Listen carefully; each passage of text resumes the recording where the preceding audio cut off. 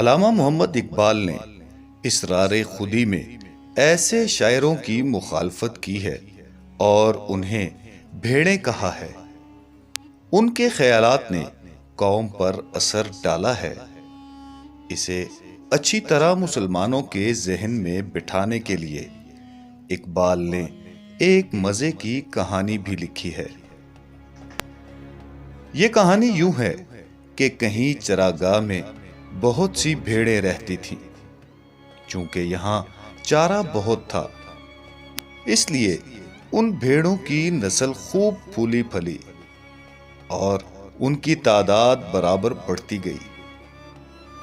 جب یوں ہی بہت مدت گزر گئی تو کرنا خدا کا کیا ہوا کہ پاس کے جنگل میں کہیں سے کچھ شیر آ بسے۔ انہیں جب بھوک لگتی تو بھیڑوں کے غلہ پر آ پڑتے۔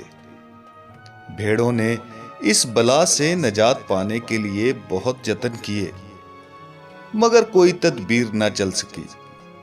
آخر ایک بوڑھی بھیڑ نے، جو سب سے زیادہ عقل مند تھی، سوچ سوچ کر اپنی قوم کو شیروں سے بچانے کا ایک طریقہ نکال ہی لیا۔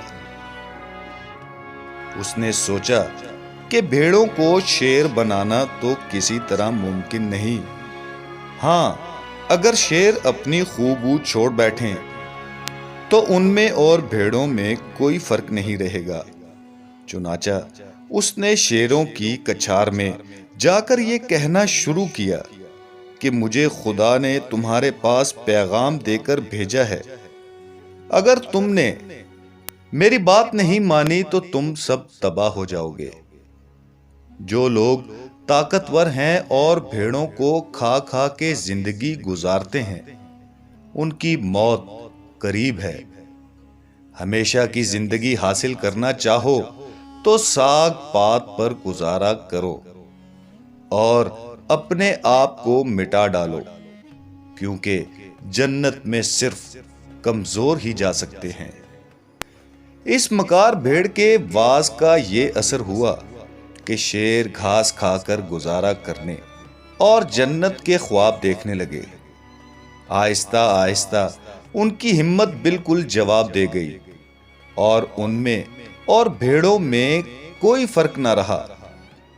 یہ شیر کون تھے؟ مسلمان، اور بھیڑیں یونانی، جن کی کتابوں نے مسلمانوں کو کم ہمت بنا دیا تھا۔ مسلمان بادشاہوں میں عباسی خلیفہ بڑے روب اور دبدبے والے حکمران تھے۔ ان میں سے مامون الرشید بہت مشہور خلیفہ گزرا ہے۔ یونانی نسل کے عیسائی بادشاہوں کی سلطنت اس کی سرحد سے ملی ہوئی تھی۔ وہ اکثر ان کے ملک پر حملہ کرتا رہتا تھا، چونکہ مامون کو علم کا بڑا شوق تھا۔ اس لیے ایک دفعہ اس نے عیسائی بادشاہ ہرق کو لکھا کہ تمہارے پاس جو اگلے یونانی عالموں اور داناؤں کی کتابیں ہیں، وہ ہر جگہ سے اکٹھی کر کے بھجوا دو۔ ہرق نے اپنے درباریوں سے مشورہ کیا۔